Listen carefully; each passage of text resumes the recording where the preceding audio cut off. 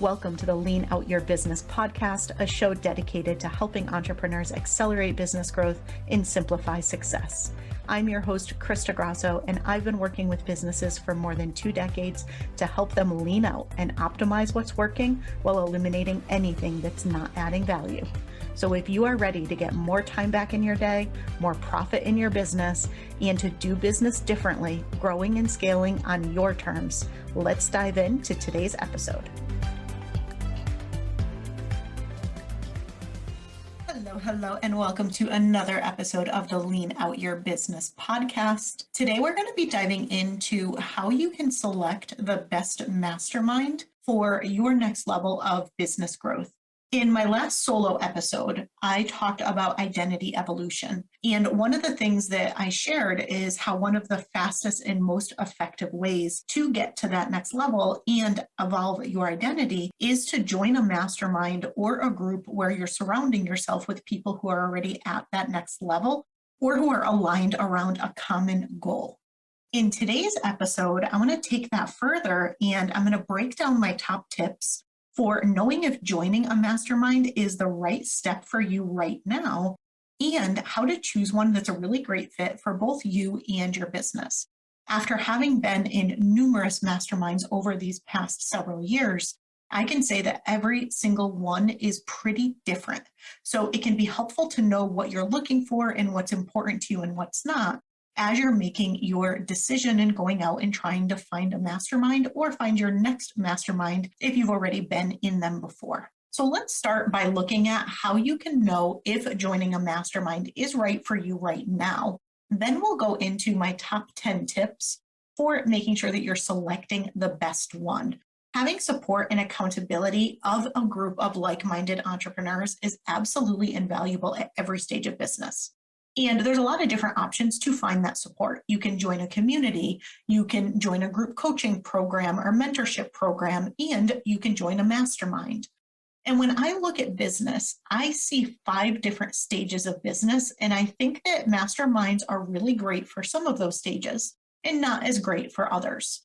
So I see the 5 stages of business as launch, emerge, grow, scale, and influence. And when you're back in the launch and the emerge stages, you're very much trying to figure things out. You're trying to find product market fit. You've got a lot of questions, everything from, should I form an LLC? What on earth is a sole proprietorship? How do I set up my website? How do I get my own domain, right? You've got so many questions and just so many things that you're trying to figure out, from the basics of what is a business and how to run a business, to how do I actually build out this offer and get people to buy it, and what's the right pricing and what social media channels should I use? And there's just so many decisions to be made, and so much that you're very much in an information stage. Your focus is much more on how to, step-by-step guidance and training. You're looking for answers to specific questions. If this is your focus, a group coaching or mentorship program around a specific topic of interest is probably going to be the best fit. Sometimes all you really need is content. So that could be investing in a DIY course, or maybe up-leveling a little bit and doing a program where you end up getting access to Q&A as well as the content itself. But when you are in those early launch emerge stages, a mastermind is not going to give you as much return on investment as it's going to give you in later stages of business. So I do not recommend it for launch and emerge. When you move into grow and then scale and ultimately influence, that is when a mastermind is most valuable. The reality is that you are always learning in business. There is some level of learning and growth that you're always doing. It's how you stay innovative. It's how you stay ahead. It's how you continue to level up. But when you get into those stages, especially the scale and influence stage, your focus really shifts. It becomes much less about training and curriculum, and it becomes much more about forming relationships with trusted peers and leaders, having a group that you can brainstorm with and gain and provide valuable feedback and insight with, and potentially even collaborate with. At those stages, you really want to surround yourself with people who challenge you to grow as a leader, to push through your limiting beliefs and your mindset blocks, to see new possibilities where maybe you are holding yourself back, and ultimately to level up your business. And that is why I think that a mastermind is such a great fit for those particular stages of business, because it aligns with what your focus is. A mastermind is not about information and how to.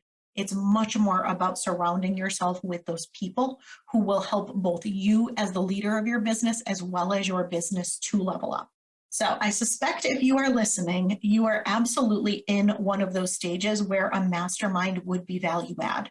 So here's some additional criteria to know if right now is the right time. The first one is, can you actually commit to showing up and investing the time, money, and energy in participating in the mastermind? So while it may not be practical for you to be at every single session or every single event, I always look at things in the context of 80-20, and you want to look and make sure that you can really be present at least 80% of the time.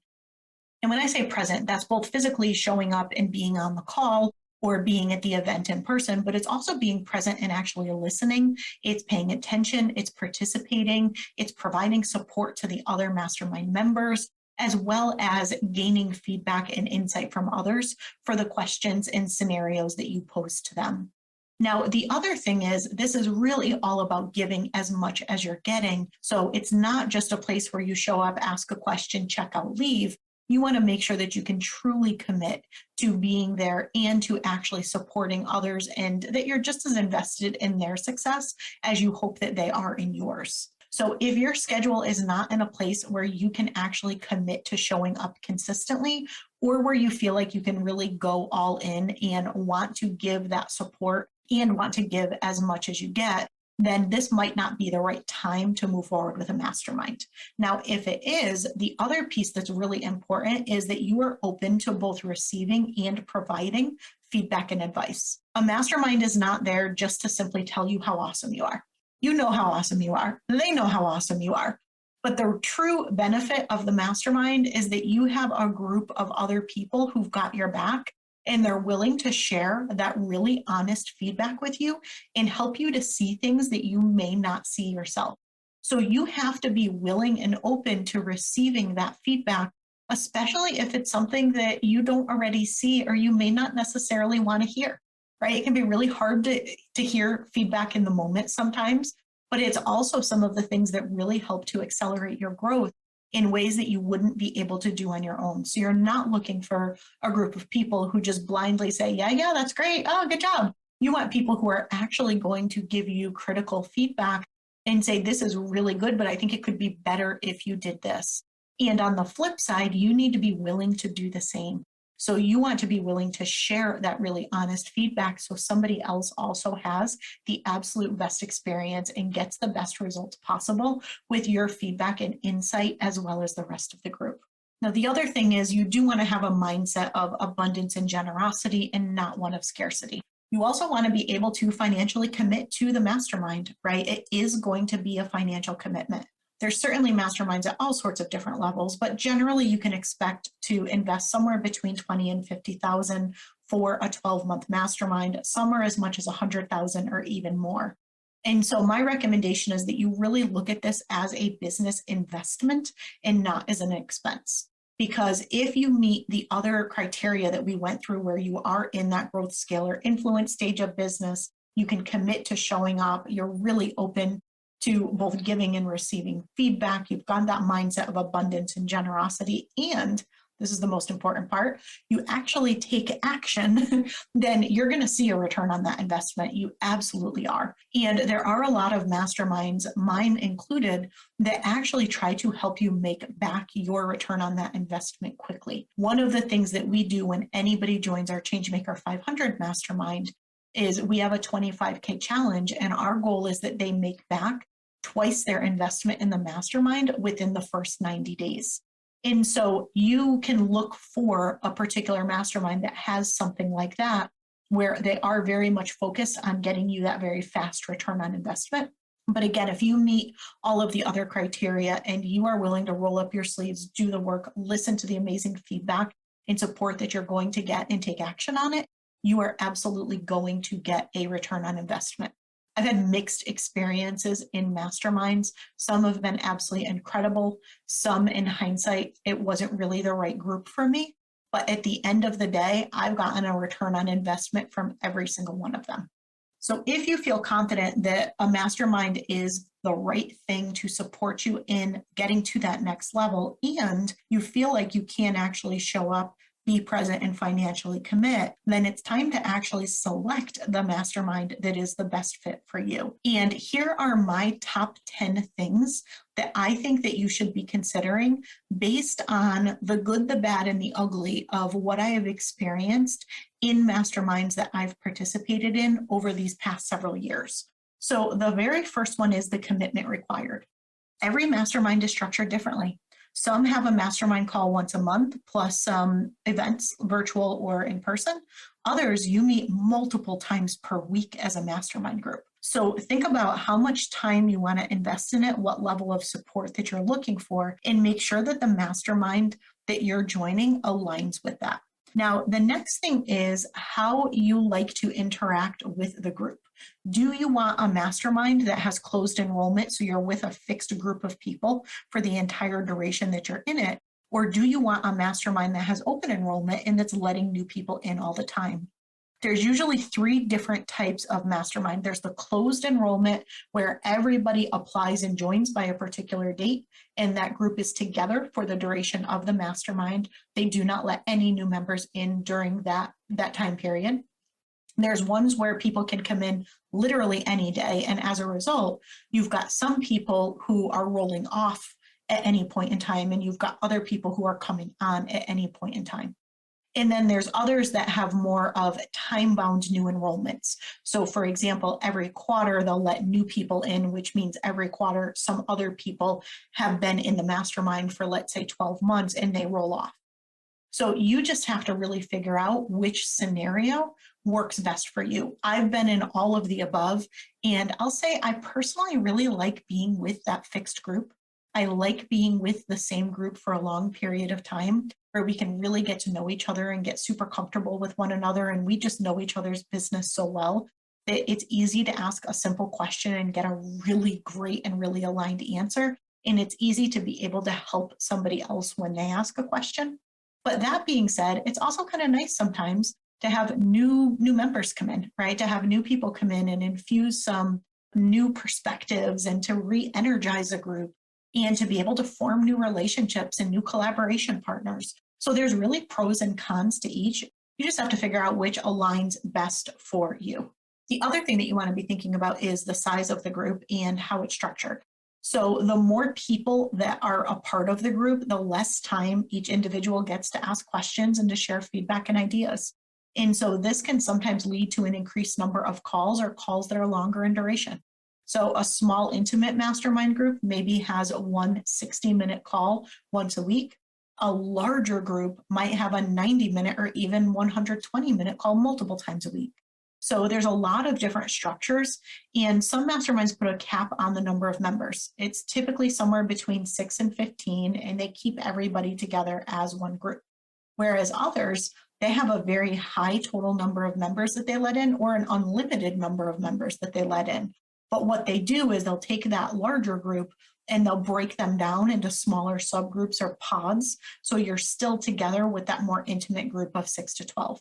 Now, in those really large groups in that scenario, you typically don't have much access to the leader of the group. You've got somebody who runs your pod, which is sometimes a peer and sometimes a member of their coaching team or their leadership team. So just make sure that you're looking at and choosing a group whose size and structure aligns with what you're looking for and the level of support and the meeting frequency that you're looking for. And speaking of access to the leader, you want to make sure that you understand how much access you get and in what format, right? In some masterminds, you actually get one-on-one or private strategy sessions with the leader of that mastermind. It's not as common, but some smaller circle, especially higher level masterminds, can have that experience. Generally, you will get access in some form of group mastermind experience. But there are some masterminds where all of the mastermind calls are peer calls, and you don't actually get access to the leader at all other than through live events. You just have to assess how important it is to you to have either one-on-one access to the person who leads the mastermind, or how much access you get to them in a group setting or throughout the duration of the mastermind itself. Now, the next thing to consider is making sure that there's a variety of businesses. There's some advice that I hear quite often that I 100% disagree with. And some of the advice that I hear people say is make sure that you join a mastermind that only includes others in your industry. And I just think about that. And do you really want to be in a group where everybody is doing the same thing and selling the same thing in the same ways to the same people, and everybody thinks the same and acts the same and talks the same and does the same? I mean, I don't know about you, but that literally is my definition of a nightmare. I would never, ever want that. And maybe for you, that is what you'd be looking for. But to me, I want to be in a dynamic group where people think different and they have different business models and different customers and different offers. It's much more interesting. It leads to much more innovation. It's a totally different experience. Now, that being said, I do think that there is power in everyone being aligned around a common goal. For example, in our Changemaker 500 mastermind, the 500 is because everybody is aligned around moving from six figures or multi six figures up to $500,000 in the next 18 months. And ultimately, they want to have a 7+ figure business, but they recognize that their next big business milestone is making 500,000, and that's ultimately going to be what will take them on that longer term path to 7 figures, which is really what they want. And so having that group all aligned around a common goal, it's so incredibly powerful because everybody's going through and experiencing similar things, but in very different ways. And I can share from personal experience from masterminds that I've been in that you are going to get way more from your experience if there are a variety of different businesses and perspectives, so that it does challenge you to grow and think outside the box of your industry. You don't end up just doing the same things that everybody else is doing and ending up where you don't stand out at all. So I think masterminds are about finding inspiration and innovation and not about copying and simply following what everyone else is doing. So the other thing about it is it's really nice to be in a space where you don't feel like you have direct competitors, right? If you're in a room where every single person is selling the same thing, it becomes really secretive. People get afraid to talk about or share what they're doing because they think somebody else is going to steal their idea, right? You want to be in a space where you can share really transparently and really confidentially, and you can collaborate with one another, and power partnerships where maybe you're working together with somebody because you might have a same general target audience, but you don't actually do the same thing. So it ends up being so much more beneficial to have that variety and diversity of businesses in a mastermind. Now, the other thing to be thinking about is level of business. So when you think about level, it could be revenue related or it could be experience related. For example, many of my clients are serial entrepreneurs. They might have very little revenue in their business to start, but they've previously had, and in one case, one of my clients previously built and sold an 8-figure business. So if you purely looked at her revenue numbers, you'd say, oh no, she wouldn't be able to join Changemaker 500, for example, because she doesn't make at least 6 figures yet.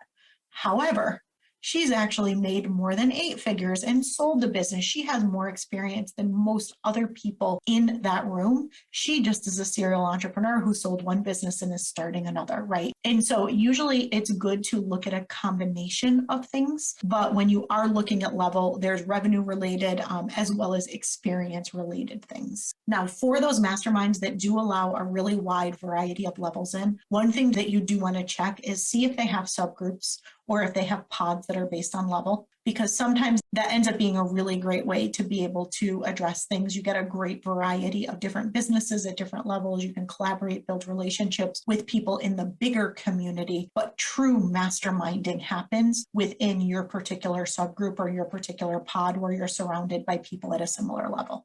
Now, the next thing to think about is the leader of the group as well, and how much do you trust them and how much integrity do you think that they have? Do you know, like, and trust the person who's leading the mastermind? And not just are they great, but do they actually walk their talk? Are they somebody whose feedback and advice that you would value, and most importantly, that you would actually listen to? Do you feel like they can help you to level up themselves, or do you trust them to curate a group of mastermind members who can? And this for me is one of the most important. Are they truly committed to helping you achieve a transformation, or are they really just in it for the transaction? Are they just trying to fill their mastermind group and saying yes to everybody and not really overly invested in you or your business? If you show up for the calls, fine, whatever. If you don't, whatever, right? That's not the type of mastermind that I'm super interested in. And I have accidentally joined masterminds like that in the past. And it wasn't some of my better experiences. I remember at the end of a year-long mastermind, literally like weeks before I was done with my 12 months in this mastermind, the leader of the mastermind said to me, I still don't know what you do. And I thought, we've spent 12 months together, multiple times a week for 12 months, and you don't know what I do, right? Very transactional. As disappointing as that comment was, I was not surprised in the slightest because I knew she had no idea what I did because she never actually took the time to learn about anybody's business. It can be hard to know that a mastermind is going to be like that in advance. Now, don't worry, I still had an amazing experience in the mastermind because what that person did very well was curate an amazing group of other mastermind members. So I got tremendous feedback and built great relationships with other people who are part of the group. But the actual leader itself left a lot to be desired as far as really being committed to my transformation. And that experience actually shaped a lot of how I do my mastermind so that I make sure it is 100% transformational and not transactional at all. But here's some things that you can look for to really see if it's the right fit and if the leader is the right fit for you. First of all, if they have a podcast, listen to a few episodes if you aren't already a regular listener. Look at what they talk about and look at who they interview. Many podcast hosts interview their clients as guests. I will tell you now, probably 80% or even more than 80% of the guests that I've had on this show are clients or past clients. And so you can get a real feel for the type of person who would be in the mastermind by looking at the type of people that the person interviews. Now, not always, usually people are pretty transparent about whether somebody's a client or not, or the person on the interview will say, yeah, well, when I worked with you. So it's pretty easy to tell if somebody is just an industry expert that they're having on for an interview or whether they actually were a client. But that is, the first step of insight that you can look at for the type of people that they work with and who may be in the mastermind. Now, the others is look at their website and their social media. Look for behind the scenes pictures and insights into what the mastermind is about. Mastermind usually have some sort of events, right? Especially in-person events. People are tagged. Look at who those people are. Look at who is currently a member. Go back in the past and look at previous members. Sometimes people who aren't active members are more likely to give you the most honest feedback, and most people are very willing to share if you reach out and ask questions. Also, look at the testimonials, and there's going to be testimonials on the page if you're looking at registering for a mastermind. There's going to be testimonials if you're joining a webinar or doing a workshop series or something where they're talking about the mastermind. They're going to share testimonials from members. Don't be afraid to ask if it's okay to reach out to those members to hear about their experience. And unless it's one of those like super exclusive masterminds where they really keep members' names confidential, and there are some that are out there, it's rare. But unless that's it, most people are willing to share. And if people aren't willing to share, honestly, that's a little bit of a red flag. And finally, look at their communities, right? Especially their private communities. You're always going to get a much broader range of people in a community that's free as opposed to them, paying $20,000+ for a mastermind. But it still just gives you a general idea of how they interact, how active and present they are, and how committed they seem to their community and the type of people that are in it. Now, I mentioned retreats and events, and that is something to be thinking about as well, is how important are in-person events and retreats to you, or even virtual, because many masterminds include them, but some don't. So are you just showing up for a weekly call or a monthly call with your mastermind group? Or is the connection, the in-person or the virtual experiences something that's really important to you as well? So if your mastermind has retreats, do you care about where the retreats are? Are you looking to go to some lovely destination and turn it into a little bit of self-care as well as, masterminding and collaborating and relationship building? Or do you not care at all where that retreat is? You just want to get together with your mastermind members. You want to learn, you want to brainstorm, you want to get to business, get things done and go, right? And so just think about what that is, because every mastermind is a little bit different, right? We do for Changemaker 500, we do 2 virtual retreats and we do 1 in-person retreat. And it isn't a luxe vacation, but it's a US-based location. We don't go to Bali or anything. That would be great. But most people are, let's roll up our sleeves, let's get stuff done. We've got 500 grand to make this year, let's get to work, right? And so we make it easy for people to get in. We make it easy for people to get out. They're going to have a beautiful experience. They're going to be able to spend amazing, time together with the other mastermind members. And for those who want to extend their stay and turn it into some vacation time or workation time, they have the ability and flexibility to do that. Some masterminds, I've been in ones where I've flown out to the strangest places ever. And it's because it's not about the destination itself. It's about the convenience for the leader of the mastermind. They have people flying close to their home, and their home may not be in a place that you would normally plan to travel to. And so you just have to determine how important that is for you and what's a make or break or not. Now, the next piece is structure. How much curriculum, content, resources are you looking for? Because some masterminds are 100% focused on connection, discussion, and masterminding, and there is zero access to digital programs, curriculum, or templates, tools, resources. Others have curriculum or resources that are very specific to the mastermind. Because the mastermind tends to be at a higher level, they may have more high-level content and resources available for members of the mastermind than people in some of their other programs get. That being said, it's typically more lightweight. It's not a super deep, robust, like 87 module type program like a group mentorship experience or something might be, because again, it's really about that relationship building and that connection and that feedback and support in a different way than those group programs are. Whereas others, what they do is they may not have specific curriculum or resources for the mastermind, but they will give you access to some of their other programs that are relevant. I do that in Changemaker 500. I do not have specific curriculum for that mastermind because that's not what it's about. However, everybody in that mastermind who's trying to get to 500,000 or even ultimately $1 million, what they need is my Simplify to Scale Business Accelerator. They need to scale their signature offer. They need to put systems in place so they can get time back. They need to build their team so they have more leverage, things become less dependent on them, and they can elevate themselves to making the types of decisions and doing the types of things that a $500,000 a year or $1 million a year CEO would need to make, as opposed to being stuck in the minutia.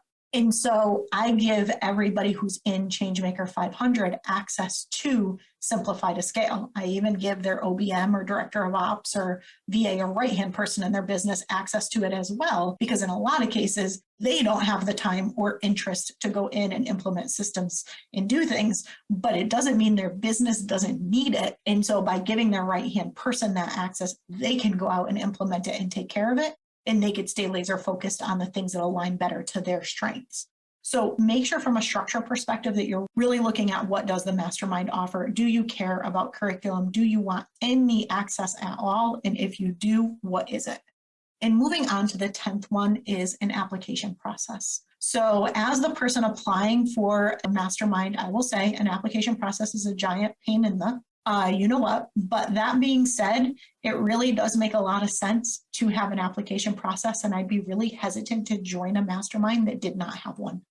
I think that if you want to have confidence that you are going to be in a group of really qualified, really amazing people at your level, diversity of business, all of those things that we've talked about, then you want to know that they went through an application process and that somebody really carefully looked at whether they were a good fit in the same way that they're going to look at whether or not you are a good fit.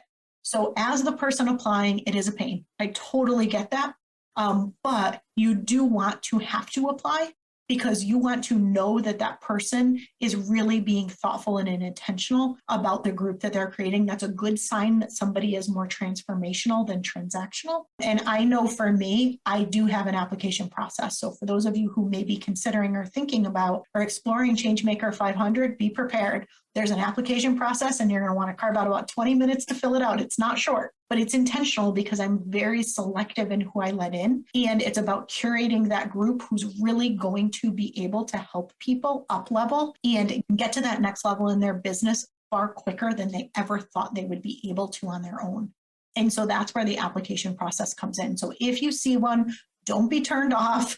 You may not like filling it out, but trust me, it is worth it. And that's usually a pretty good sign that it's going to be a better experience in the mastermind itself. All right, so those were my top 10 things to look for when considering joining a mastermind. And so, as I shared, I've participated in many masterminds. I've hosted my own masterminds. I've helped my clients build and launch their masterminds. And so, they are all a little bit different, and that's a great thing. The key is finding the one that is right and best for you. And so to recap some of what we talked about, just make sure that you're in alignment with the commitment that's required so you can be present, you can give as much as you get, you're clear on what's important to you and those things that are kind of would be nice versus complete showstoppers. So, do you care if the mastermind lets new members in at any time or if you're with the same group of people throughout the duration? Do you care about the size of the group and how much access you get to the leader or the variety of businesses included and whether or not they allow direct competitors? Do you care about the level of other businesses that are in there and if they have retreats and events and what that looks like and the locations? And finally, do you trust the leader to curate a mastermind experience that's going to lead to the results that you want when you show up and do the work? So I hope you found this really valuable. And if you do have a target of 500,000 as that next big business milestone for your business, I would love to invite you to check out the Changemaker 500 Mastermind and request an invitation to apply. It's a 9-month small circle mastermind. And really, it's going to help you take that big, bold vision, those big, bold goals, and that 500K revenue target that you have and fast track making it a reality before the end of this year. And most importantly, to do it in a really simple and sustainable way. So if that's something that you'd like to learn more about, go over to leanoutmethod.com/500K. And you'll find all the details and you can request an invitation. And as always, you can put some time on our calendar at scalingstrategycall.com if you have any questions about the mastermind or how we may be able to support you in other ways. So I hope this is really helpful in choosing the right mastermind to help you level up your business and yourself as the leader of your business. I will see you again next week. Thank you for joining me for another episode of the Lean Out Your Business podcast. I hope you got a lot of value and actionable insights from today's show and would love if you take a moment to leave us a review. If you have any questions on today's episode or on how to lean out your business, join us over in our private Facebook community where every week we do live training and Q&A, and I'd love to have you be part of the conversation. Head to leanoutmethod.com/group to join us. And before you go, be sure to subscribe to the show so you're the first to know when we release a new episode. We'll see you next week.